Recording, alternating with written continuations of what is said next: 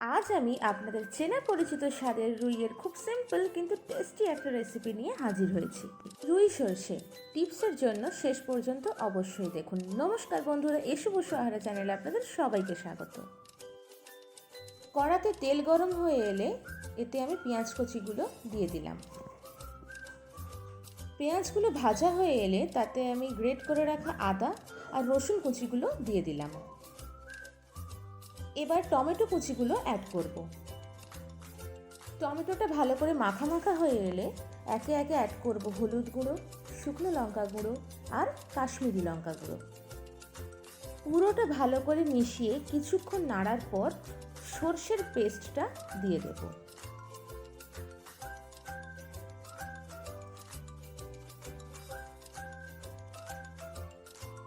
এবার এটা ভালো করে মিশিয়ে নিয়ে তাতে পরিমাণ মতো নুন দিয়ে দিলাম।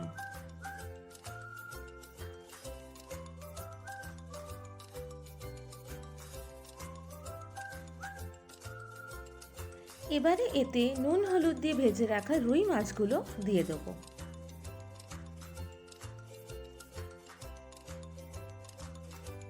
এবার ঝোলটা কিছুটা ফুটতে দেব। আমার মতো অনেকেই কারিতে নরম মাছ হয়তো পছন্দ করেন না, তাই এই তরকারিতে ঢাকনা দেবেন না। ঢাকনা না দিয়ে ফুটতে দেবেন, তাহলে মাছগুলো আর নরম হবে না। তরকারিটা হয়ে এলে একটা কাঁচা লঙ্কা ছিঁড়ে আমি দিয়ে দিলাম, সাথে 1 চামচ কাঁচা সর্ষের তেল দিলাম। পোস্ত বা সর্ষের যে কোনো রান্নার শেষে একটু কাঁচা তেল তরকারিটা সম্পূর্ণ অন্য মাত্রা এনে দেয়।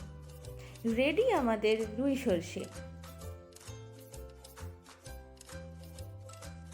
উপরে কয়েকটা কাঁচা লঙ্কা ছড়িয়ে আমি ডেকোরেট করে দিলাম। আমার চ্যানেলের রিসেন্ট ব্রেকফাস্ট ভিডিও দেখতে হলে নিচে ডেসক্রিপশনে লিংক দেওয়া আছে। দেখা হবে আবার পরের ভিডিওতে। ভালো থাকুন, সুস্থ থাকুন।